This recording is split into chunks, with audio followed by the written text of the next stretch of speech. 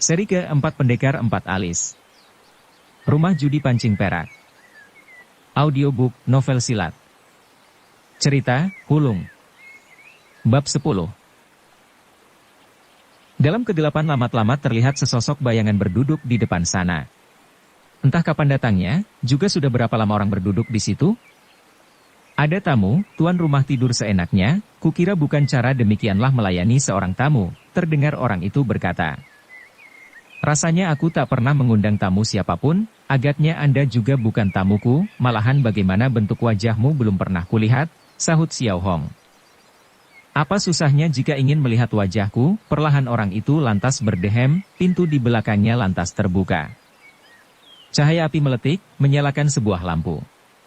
Seorang berbaju hitam ringkas dengan kedok kain hitam, muka lonjong kurus muncul dan kegelapan sana. Pakaian orang itu perlente, sikapnya anggun, matanya bersinar, berwibawa. Akan tetapi tetap kelihatan menyeramkan, bahkan jauh lebih menyeramkan daripada si baju hitam yang berdiri di belakangnya. Ternyata boleh juga, kata Xiao Hong dengan tertawa. Boleh juga? Kau maksudkan tampangku boleh juga, tanya orang itu. Wajahmu ini ternyata tidak berbeda jauh daripada dugaanku, kata Xiao Hong dengan tertawa. Kau tahu siapa aku? Melengat juga orang itu. Iya, Kah Loksan, betul tidak? Orang itu mengembuskan napas dan berkata, pernah kau lihat diriku? Xiao Hong menggeleng. Tapi kau kenal aku, kata pula orang itu. Liok Xiao Hong tersenyum, kecuali Kah Loksan, siapa pula yang mau mencari diriku ke tempat ini di bawah cuaca sedingin ini? Selain Kah Loksan, siapa lagi yang mempunyai pengiring tokoh bulim kelas tinggi dengan menyandang pedang antik begini? Maka tergelaklah Kah Loksan, tertawanya juga seram menakutkan, bahkan membawa semacam gaya mengejek ucapnya, bagus. Liok Xiao Hong memang tidak malu sebagai Liok Xiao Hong, memang hebat dan punya pandangan tajam. Terima kasih, aku cuma kebetulan melihat, tanpa terasa lantas kusebutkan. Mendadak Kah Loksan berhenti tertawa, ditatapnya Xiao Hong sampai lama sekali, kemudian berkata pula dengan perlahan, dan kau pun tahu maksud kedatanganku? Lebih baik ku dengarkan keteranganmu sendiri, kata Xiao Hong. Ku minta kau pulang. Pulang? Pulang kemana? Pulang ke duniamu yang gemilapan dengan kerumunan nona manis, ke restoran yang tersedia santapan enak dan arak, ke rumah judi dengan segala macam kemewahannya, ke tempat-tempat itulah yang pantas didatangi Liok Xiao Hong. Xiao Hong menghela napas. Ya, ucapanmu memang benar, aku pun sangat ingin pulang ke sana, cuma sayang. Jangan khawatir, tukas Kah Loksan, ku tahu akhir-akhir ini kantongmu lagi kempes, maka lebih dulu sudah kusiapkan sangu yang cukup bagimu. Segera ia berdehem pula.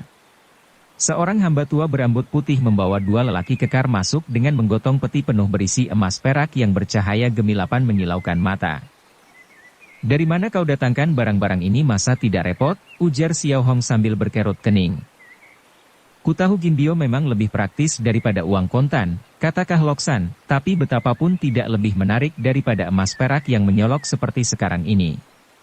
Agar dapat menggelitik hati seseorang, perlu digunakan barang yang nyata.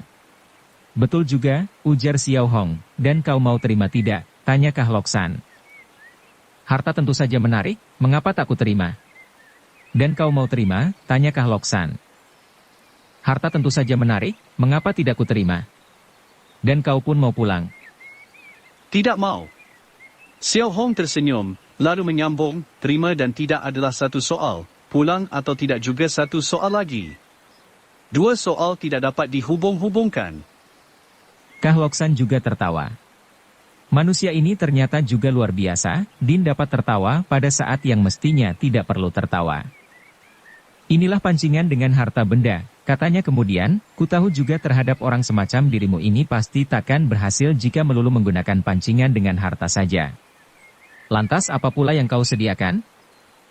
Kalau tidak dapat dipancing dengan harta benda, dengan sendirinya harus digunakan kekerasan. Bagus, ujar Xiao Hong. Tidak bagus, mendadak si baju hitam menyambung. Tidak bagus, tanya Xiao Hong. Namamu termasyur, pergaulanmu memenuhi jagat, sampai kaisar yang sekarang juga suka padamu. Jika kubunuh orang semacam dirimu ini tentu akan banyak mendatangkan kesulitan, ujar si baju hitam. Lantaran itulah takkan kau bunuh diriku? Ya. Tidak, sahut si baju hitam. Kebetulan, aku tidak ingin mati. Cuma sayang sekali pedangku keluar dari sarungnya pasti menemukan darah. Dan inikah yang kau maksudkan kekerasan? Kembali Xiao Hong tertawa. Ini cuma satu peringatan saja. Lalu bagaimana sesudah peringatan? Perlahan si baju hitam menurunkan lampu, perlahan pula mengangkat tangannya, cereng, tahu-tahu pedang sudah terlolos. Cahaya pedang gemilapan seakan haus ingin minum darah segar musuh. Xiao Hong menghela napas. Ternyata benar senjata tajam yang sukar dicari. Untuk apa engkau menghela napas? Tanya si baju hitam.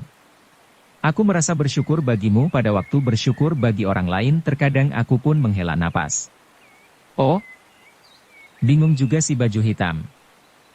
Maka Xiao Hong menjelaskan lagi, kau bawa senjata tajam sehebat ini, tapi rela menjadi budak orang semacam Kah Loksan.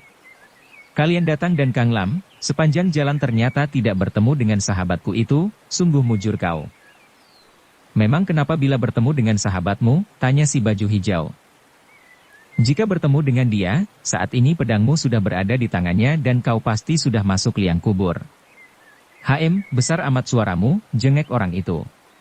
Ini bukan suaraku, tapi suaranya. Memangnya siapa dia? Sebun Jui Soat. Urat hijau pada tangan yang memegang pedang itu nampak menonjol, dengan murka orang itu mendengus, tapi sayang, engkau sendiri bukan Sebun Jui Soat. Pada detik itulah pedangnya lantas menusuk, hawa pedang menyayat kulit. Tenaga yang mengejutkan, arah yang jitu dan kecepatan yang menakjubkan. Pedang setajam itu dan ditusukkan secepat itu, daya serangnya tidak ada ubahnya seperti sambaran kilat. Dan siapakah yang dapat mengelakkan serangan kilat itu? Hanya Liok Xiao Hong. Dia masih tetap berbaring dengan tenang, mendadak sebelah tangannya terjulur, dua jarinya menjepit perlahan. Inilah gerak jari yang menakjubkan dan tidak ada bandingannya di dunia, inilah tindakan yang tiada taranya dan sukar untuk dibayangkan. Sekali jari menjepit, seketika sinar pedang lenyap dan hawa pedang sirna. Pada saat itulah sekonyong-konyong genting rumah tersingkap sebagian, seorang memerosot ke bawah segesit kera, kedua tangan bergerak sekaligus, berpuluh bintik perak terus berhamburan ke arah Liok Xiao Hong. Inilah serangan maut yang tak terduga dan sukar dijaga. Terdengar suara, bak-buk, yang ramai, berpuluh macam senjata rahasia sama mengenai selimut yang membungkus tubuh Liok Xiao Hong. Hanya menggunakan selimut saja. Padahal jaraknya sedemikian dekat, tenaga sambitan senjata rahasia itu cukup kuat menembus dinding, tapi ternyata tidak dapat menembus selimut ini, sebaliknya malah terus terpental balik dan berserakan di lantai. Orang yang memberosot dari atas itu masih menggelantung di belandar, ucapnya dengan gegetun. Sudah lama ku dengar jari sakti Liok Xiao Hong tidak ada bandingannya, tak tersangka tenaga dalamnya juga sehebat ini. Xiao Hong tertawa, sesungguhnya aku sendiri tidak pernah menyangka bahwa seorang pada waktu terancam bahaya, tenaganya bisa bertambah besar. Mendadak ia menjulurkan tangan yang lain dan perlahan meraba batang pedang yang masih dijepit itu dan berkata, sungguh pedang bagus. Habis berkata pedang terus dilepaskannya. Si baju hitam melengak, kau. Xiao Hong tertawa pula, aku bukan Sebun Jui Soat, maka pedangku kembalikan kepadamu, jiwa juga tetap milikmu. Si baju hitam melongo dan Kah Loksan tertawa. Inilah kekerasan, kata Kah Loksan dengan tersenyum, dipancing dengan harta tidak mempan, dipaksa dengan kekerasan tidak berhasil, lalu apa yang dapat kulakukan? Mengapa engkau tidak pulang saja, kata Xiao Hong. Ucapan yang aneh, tapi Kah Loksan seperti tidak mendengarnya, ia berkata pula, ada pemeo yang mengatakan Eng Hiong, pahlawan ksatria, sukar menembus Bijin Wan, rintangan wanita cantik, tidak perlu disangsikan lagi. Anda adalah seorang Eng Hiong. Lantas sekarang di mana adanya si cantik? Sudah tentu si cantik sudah siap. Si cantik berada di luar pintu. Ketika angin meniup, tercium bau harum semerbak. Seorang hamba tua yang berkuku sangat panjang sedang mencungkil sumbu pelita dengan sebatang korek kuping perak, lalu di luar seorang perempuan setengah baya dengan dandanan sederhana melangkah masuk dengan dipapah oleh seorang gadis cantik berbaju ungu. Nyonya setengah umur ini berperawakan langsing, berkulit pulih, gerak-geriknya memikat, rambutnya tersisir rapi, di bawah cahaya lampu, kulit badannya tertampak lebih halus daripada si gadis. Siapapun dapat menduga pada masa remajanya pasti seorang perempuan molek, Sekarang mesti sudah setengah baya, daya tariknya tetap dapat membuat berdetak jantung setiap lelaki. Bagi kaum lelaki, perempuan setengah baya yang kenyang pengalaman ini terkadang jauh lebih memikat daripada gadis yang masih hijau pelonco. Akan tetapi si gadis berbaju ungu yang berada di sampingnya ternyata lain daripada yang lain. Segala daya tarik si Nyonya Sirna sama sekali dan tidak menimbulkan perhatian orang lain. Sukar untuk melukiskan kecantikan gadis ini, serupa sukarnya melukiskan betapa perasaan orang tersentuh ketika untuk pertama kalinya meresapi cinta. Dengan menunduk gadis itu ikut melangkah masuk, lalu berdiri diam saja di sana. Seperti tidak sengaja ia melirik Xiao Hong sekejap. Seketika juga timbul perasaan aneh dalam hati Liok Xiao Hong, balikan terjadi pula perubahan aneh pada bagian badan tertentu. Lirikan si gadis serupa bara api yang tidak kelihatan dan sewaktu-waktu dapat membakar nafsu birahi lelaki. Setelah melihat gadis itu barulah Xiao Hong paham betul bentuk perempuan macam apakah yang dapat dianggap sebagai perempuan cantik. Kah Loksan duduk santai di kursinya, menikmati mimik wajah Liok Xiao Hong. Katanya kemudian dengan perlahan, dia bernama Jojo, dia sangat menggiurkan orang bukan? Xiao Hong tidak dapat menyangkal. Tampaknya engkau sangat menyukai dia, kata pula Kah Loksan. Xiao Hong juga tidak dapat membantah. Perlahan Kah Loksan menghela napas, baik, setiap saat jika kau mau pulang, setiap saat dia akan ikut bersamamu dengan membawa peti ini. Perlahan Xiao Hong juga menghela napas, dan berkata, jika begitu, hendaknya kau suruh dia menungguku di sini. Bilakah engkau akan pulang, tanya Kah Loksan. Begitu menemukan Losat Pai, segera juga aku pulang. Air muka Kah Loksan berubah, sesungguhnya apakah hendakmu baru akan kau sanggupi untuk pulang sekarang? Apa permintaanmu? Biji mata Xiao Hong berputar, kalanya, sebenarnya aku tidak menghendaki apa-apa, namun sekarang aku jadi teringat kepada sesuatu. Sesuatu apa? Tanya Kah Loksan. Ku minta hidung Sukong Tising. Kah Loksan tampak melenggong, emas dan si cantik engkau tidak mau, mengapa justru minta hidungnya? Sebab ingin kulihat bagaimana macamnya sesudah kehilangan hidung, ingin kulihat apakah dia masih mampu menyaru sebagai setan untuk menakuti orang atau tidak. Kah Loksan menatapnya tanpa bersuara, mendadak ia terbahak-bahak. Suara tertawanya telah berubah menjadi lantang. Hahaha. Bagus, tak kusangka sekali ini tetap tidak dapat kugertak dirimu. Cara bagaimana dapat kau lihat penyamaranku? Dengan ucapannya ini sama halnya dia telah mengaku dirinya sebagai Sukong Tising. Tidak sulit, ujar Xiao Hong dengan hambar, dapat kucium bau malingmu. Bau maling? Sukong Tising menegas. Ya, baik maling besar maupun maling kecil tentu membawa semacam bau, ujar Xiao Hong. Engkau adalah raja pencuri, malingnya maling, dengan sendirinya baumu terlebih keras daripada maling lain, apalagi? Apalagi apa? Sukong Tising menegas. Biarpun aku dalam keadaan mabuk, kecuali maling semacam dirimu ini, orang lain jangan harap akan dapat menyusup masuk ke tempatku ini dan mencuri pakaianku. Pakaian Xiao Hong semula ditaruh di ujung tempat tidur dan sekarang memang tidak kelihatan lagi. Sukong Tising tertawa, aku cuma membikin alasan bagimu agar kau dapat meringkuk terus di bawah selimut. Memangnya siapa mengincar bajumu yang tidak laku sepicis itu? Dengan sendirinya kau pun tidak menghendaki kepalaku, kata Xiao Hong. Kepalamu terlalu besar, dibawa terlalu berat, dipajang di rumah juga makan tempat. Habis apa kehendakmu? Ingin melihat dirimu. Masa belum cukup kau lihat diriku? Jika kau sangka aku yang ingin melihat dirimu, maka salah besar. Bagiku bila melihat sekejap dirimu, segera aku bisa tumpah. Habis siapa yang ingin melihat diriku? Kah Loksan, jawab Sukong Tising. Kah Loksan yang tulen, tanya Xiao Hong. Sukong Tising mengangguk. Ya, dia ingin tahu bagaimana wujudnya makhluk aneh yang beralis 4 ini dan berapa lihainya. Untuk itu, mengapa dia sendiri tidak datang kemari? Dia sudah datang, ujar Sukong Tising. Dia sudah berada di rumah ini, kata Liok Xiao Hong menegas. Ya, dia sudah berada di sini, coba dapatkah kau kenali dia atau tidak? Di dalam rumah sekarang seluruhnya ada 9 orang. Kecuali Liok Xiao Hong sendiri dan Sukong Tising, yang seorang ialah si lelaki berbaju hitam dan berpedang antik itu, seorang lagi si ahli senjata rahasia yang masih bergelantungan di belandar rumah, seorang hamba tua yang berkuku sangat panjang, seorang gadis cantik setengah baya. Selebihnya adalah dua lelaki kekar penggotong peti. Di antara ketujuh orang ini, siapakah samaran Kahlok Santulen? Xiao Hong mengamat-amati si baju hitam beberapa kejap, katanya kemudian, engkau menyandang pedang antik, ilmu silatmu tidak lemah, juga berkedok, jangan-jangan engkau inilah Kahlok San. Si baju hitam diam saja. Tapi Xiao Hong lantas menggeleng-geleng dan berucap, tidak mungkin. Mengapa tidak mungkin? Tanya si baju hitam saking tidak tahan. Sebab meski ilmu pedangmu cukup hebat, tapi kurang perbawa. Dari mana kau tahu Kahlok San pasti mempunyai perbawa? Tanya si baju hitam. Jika dia tidak mempunyai perbawa, cara bagaimana dahulu dia dapat merajai lautan dan memerintah anak buahnya? Maka si baju hitam tidak dapat bicara lagi.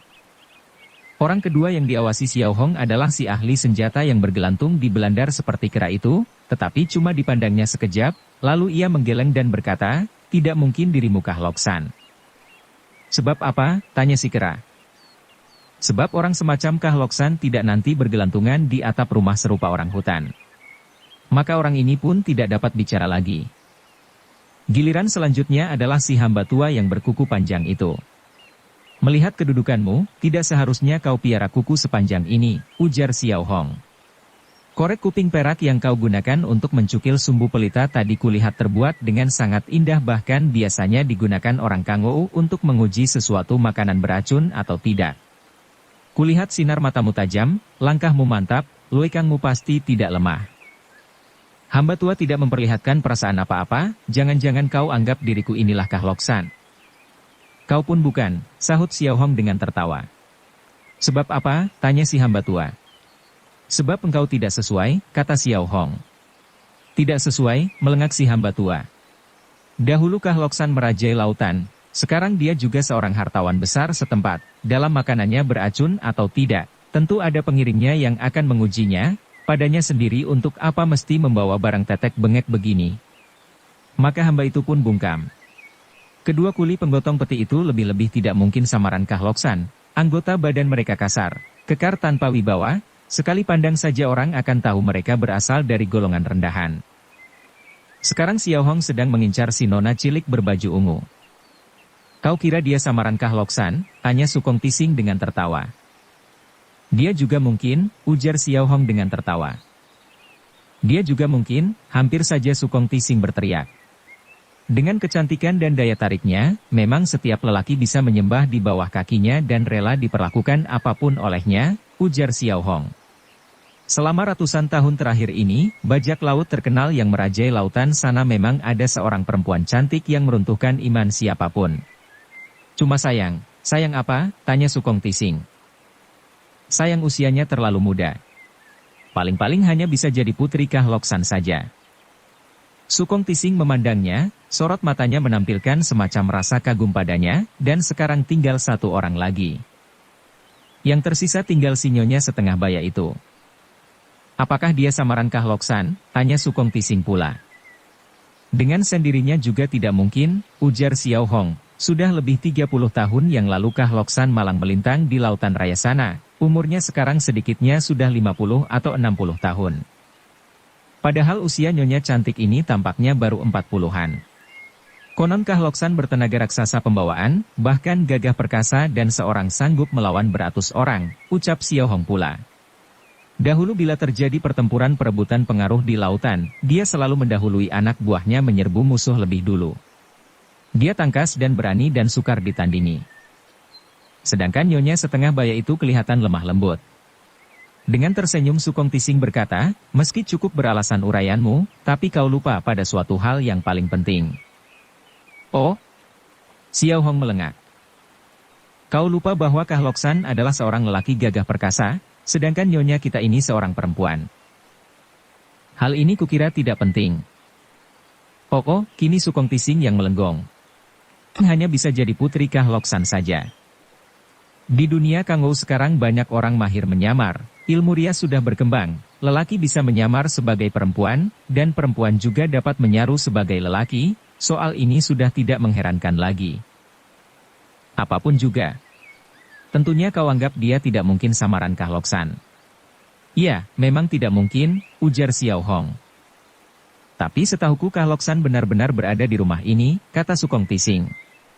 Jika mereka bertuju bukan Kah Loksan, lantas siapakah Kah Loksan? Sebenarnya tidak pantas kau tanya. Mengapa tidak pantas kutanya?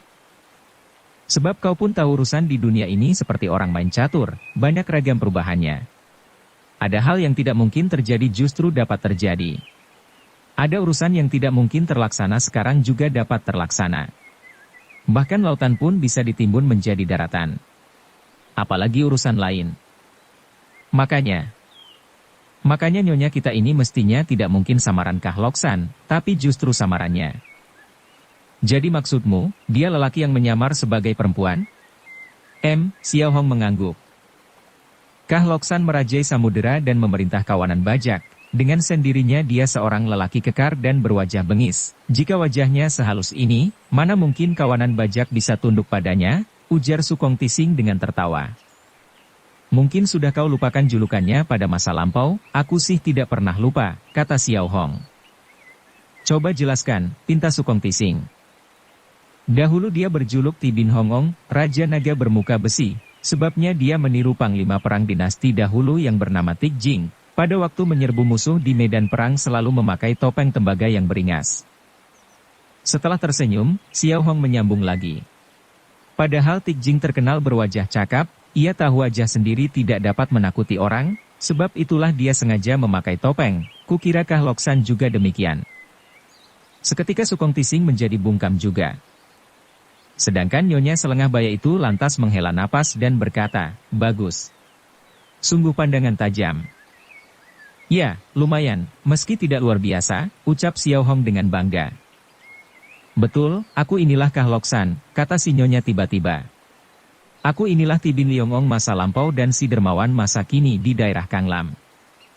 Ketika menyebut Kah Loksan, wajahnya yang molek itu seketika berubah menjadi dingin. Waktu menyebut Tibin Liongong, terpancar sorot matanya yang tajam dan selesai bicara, dia benar-benar telah berubah jadi seorang yang lain. Meski wajah dan pakaiannya tidak berubah seluruhnya, tapi sikapnya dan gayanya telah berubah sama sekali, serupa sebilah pedang tajam yang terlolos dari sarungnya, sampai Xiao Hong juga dapat merasakan keseramannya. Dia memandang Xiao Hong lekat-lekat, lalu menyambung pula, cuma aku pun tidak habis mengerti, cara bagaimana dapat kau lihat samaranku? Bersambung ke bab 11. Dukung kami dengan subscribe, follow, like, komen dan share. Terima kasih.